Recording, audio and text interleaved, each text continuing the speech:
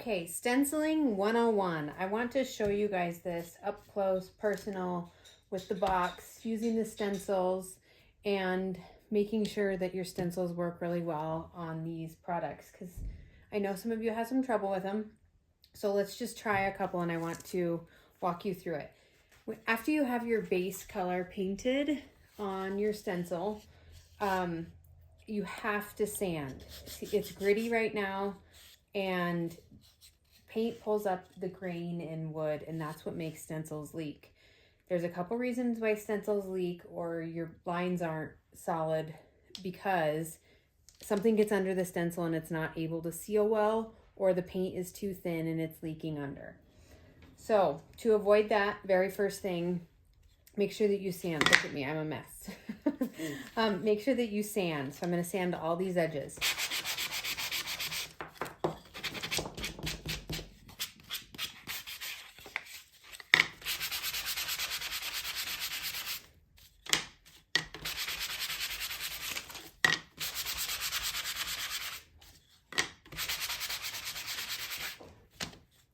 Okay, second is making sure that all this dust that we just sanded is off.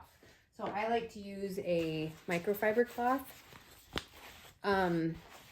or pants and jeans. I don't know why, but they work really well. So make sure you have wiped off the sand, or the dust from the sanding.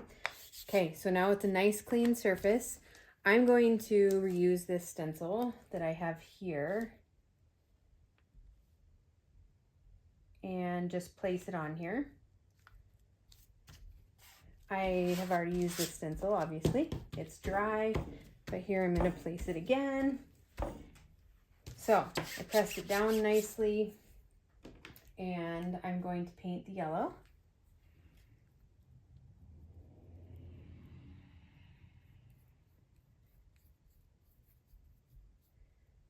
And of course there's some orange in it of mine.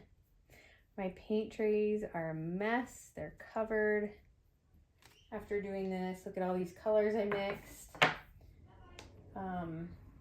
So lots of colors, which I love with this kit. Okay, I want to show you how I did the flowers. So use the bright pink and a little white.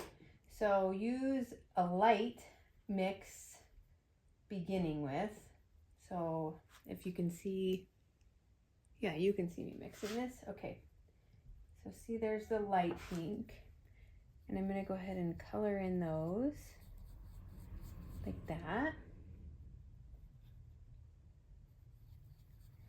Using a circular motion, I'm gonna color those in.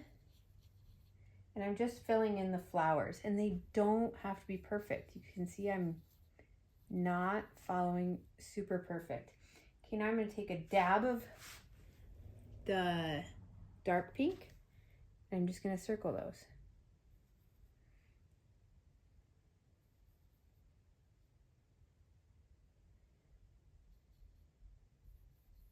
That's it. Okay, now I have my brush.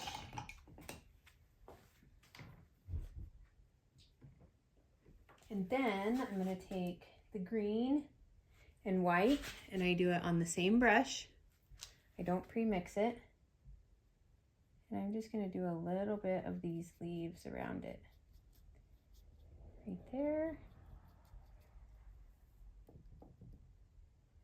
Green and white.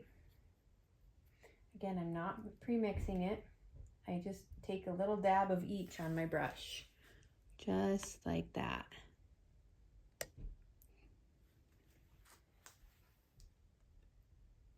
And then paint it on.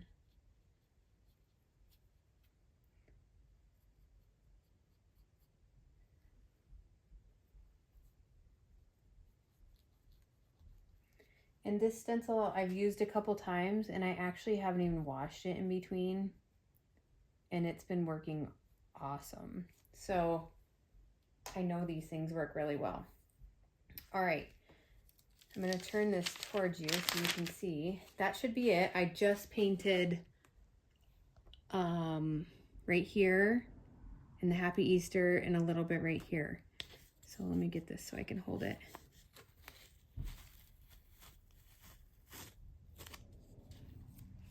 And there is your finished stencil. So if there are parts like the H right here that you want to touch up, you can do that with your real little brush. I noticed I can see the orange that got ran through mine right there. But you know what? Like, nothing has to be perfect on this. There's too much paint on my brush. Nothing has to be perfect on this at all. So don't worry about that. And honestly, if I made this mistake and there's orange in it, you would still enjoy it if it was from me, and you wouldn't think anything of it. And so don't be so hard on yourself. Like, you will love your little happy mistakes, just like Bob Ross used to call them. Okay, so there is a stencil 101. That's how we'll stencil all of this stuff in every box.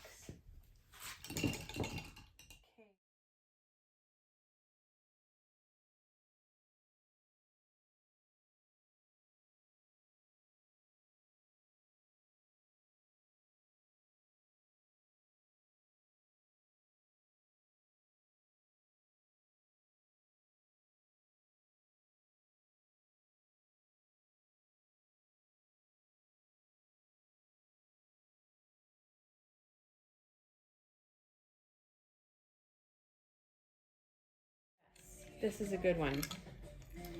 On this stencil, I kind of wrapped it around the edges. This is not, it may look a little difficult.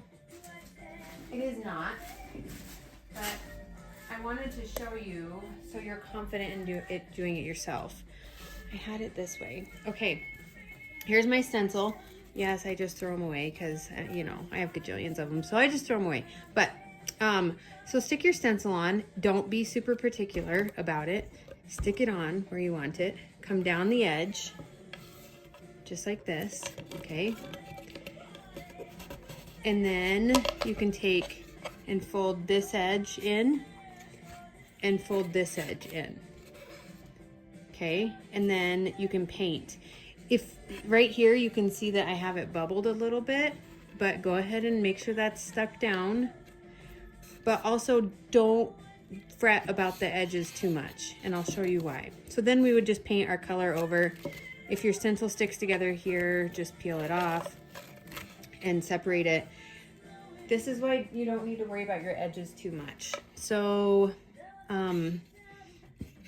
once you are done, and it's dry and everything, you can sand those edges right off with your sanding block, and you won't even be able to tell that those edges wrinkled or anything. So don't worry too much about that. It will look perfect when it's done, I promise you. When we have, with several of these holiday kits, there's going to be these framed signs. I like to keep this inside plain, natural. On the Valentine's Day one, I wrapped it again with the stencil. I've kept this all natural though. But still, getting this really clean in here, it can be a little bit challenging. But here's my trick. Just use an X-Acto. And this is what we do. We just take the X-Acto blade and scrape away any little imperfections. I'm using the sharp edge, and it just scrapes those right off and makes it nice and clean. So don't worry about, I try really hard when I do paint this to make sure that it is pretty good, but if I need to clean it up, I can with that. Oh yeah, I stenciled all the way around this. I'm not done yet. Same way. Remember, when you're using the mesh stencils, don't let the paint dry on the stencil in between, because if the mesh gets plugged with dry paint, you won't be able to use it again. So when I did this one, I had it like this, okay, and pressed it down, painted, peeled it up, rotated, and then if you think about it, like it's kind of, you can see it's actually lining up exactly with my shape, but you got to get it pressed down right here. Just go over the top, okay? Yes, you will get paint on your hands right here, but just go over the top and don't smooth back and forth because then you're going to squish paint in, but just squish it down, okay? And there shouldn't be globs of paint on this anyways. Then once you need to put this little wet side down, you can use the backing to the stencil and just put it face down right on that, and it will not mess up your design. So then you just put the next one, put it down, press it down with your hand nice and firmly, paint. Goal is to not use tons of paint so you don't make it super sloshy and it will come out everywhere. I think that's it for the St. Patrick's Day tips.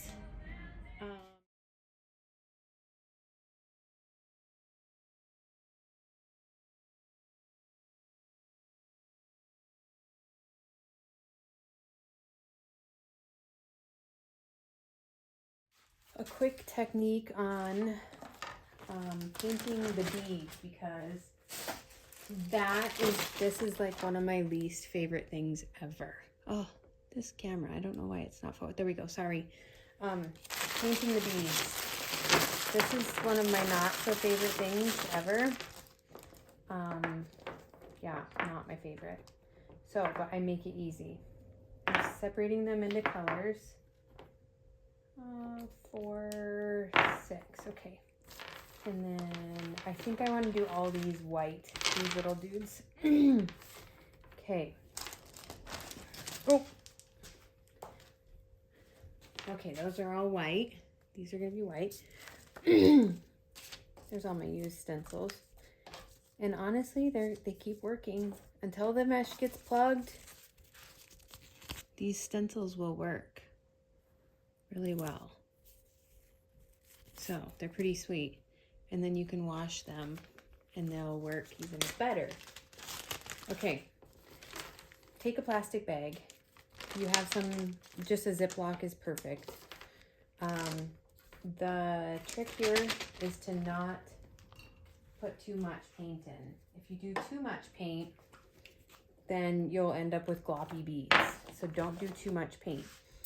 The other trick is having like parchment paper or wax paper out. I'm going to use the back of the stencil just because that's what I have out right now. I don't have any parchment paper because if you put it on paper, it'll stick. So you can see I'm putting some paint down in the beads.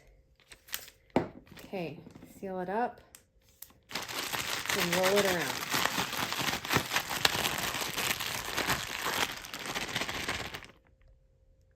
Okay, you can see it's not ready. It's not good. It does better when the air's out of it. You can get the beads better. So really roll it around and get the beads covered.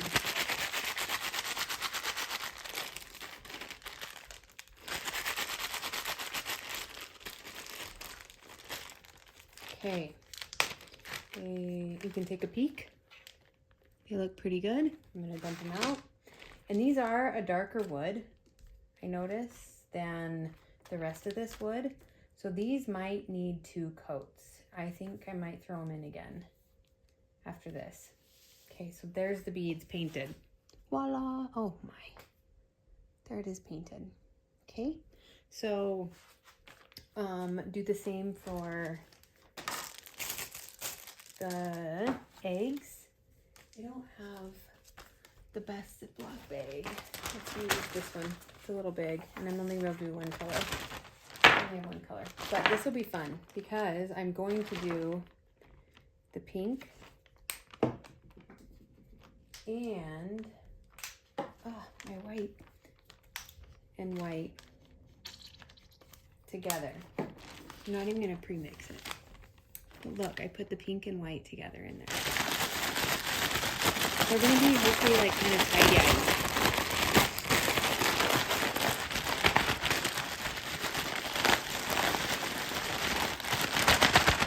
Nope, no such to luck. It looks like they completely mixed, so that's okay.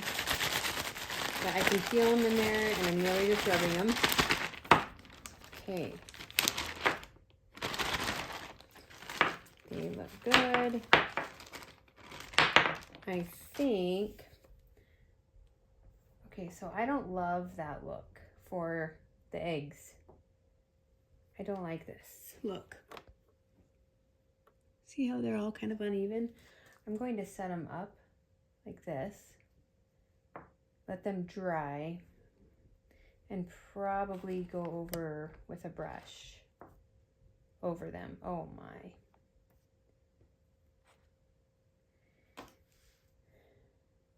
That one does not want to stand up. I could take a brush right now and do that. There, look how much easier that is. Okay, this in and out of focus thing is making me crazy. I got a new camera and I don't think I love it because it won't automatically focus. Okay, I like that much better. So I put the egg on the end of a paintbrush and just took some paint and painted him. And I'll set him on the bag to dry. Yep, much better.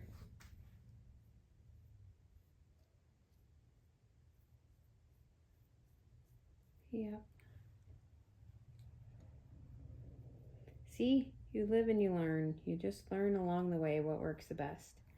And really, I think it's great. I will actually coat them all like that because I think you can quickly coat them, but I don't like this bag brushed look cover.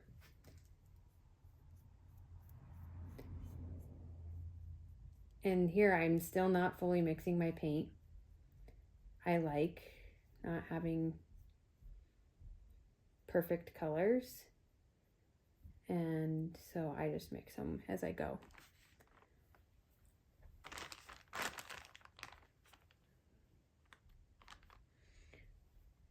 Let's see, 2 more, and that will be good for the eggs. I will get the other ones painted just like this and be able to assemble the garland. If you missed it, in the St. Patrick's Day tutorial, I showed how to, oh gosh, I'm losing my mind. I showed how to tie a tassel.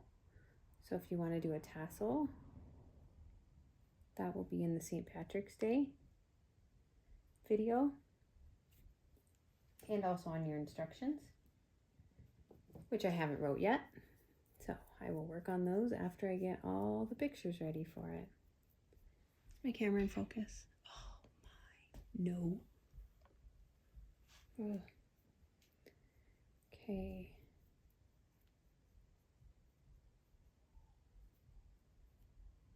All right, there's the eggs, the pink ones. Now I will work on the other colors.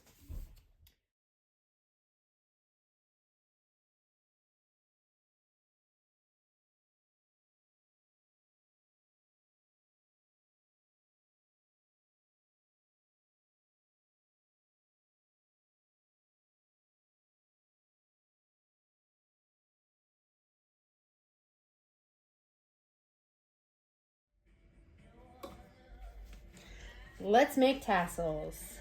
All right, with your baker's string, this is called baker's string. Why, I don't know, but this is called baker's string. With your tassels, I'll show you a super simple way to make it. Take the little 5-inch round that came with your box and use it to make your tassels. And we will start by folding the string around lengthwise. Don't fold it super tight since it's kind of hard to get off. but just fold it really nicely, back and forth. The more string you add, the fuller your tassel will be. So if it's, you know, really just like, even like this, it's gonna be kind of stringy. So let's keep adding more.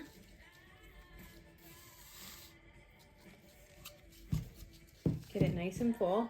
You will use the tassels wherever you, either like on the felt garland, or I added it to this little guy. Oops. I added a little one right there. For that little one, I obviously didn't wrap it around this. I wrapped it around 3 of my fingers, just like this. It went right around here. So that was easy. So this looks pretty good. So go ahead and cut right there. Okay, so that's good. I'm going to need another piece to wrap around the top.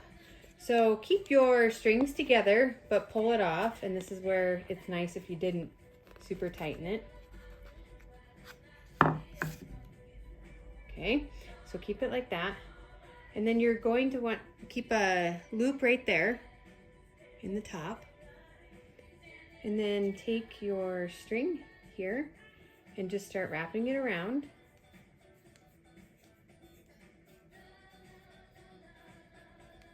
Okay, and then I always take my hot glue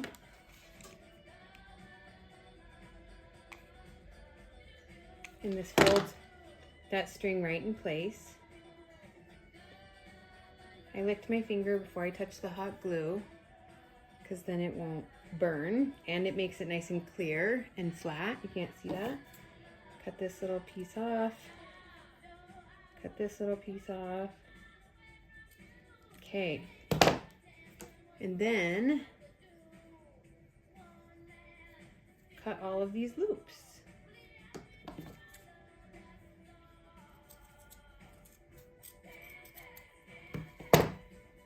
Ta-da! There's your tassel. Okay, to get it on, if we're going to be putting it on this guy, if you have your needle still from one of the other months or kits, use that. Go ahead and thread your needle, and then just inch your way through here. It doesn't have to go through every single one of them, but just get it in there. Easy enough. Thanks, little wood round, makes it very handy. And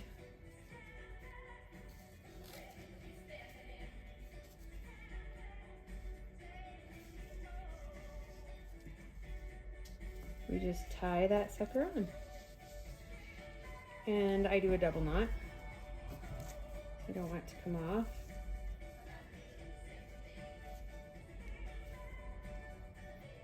There we go. And it's on.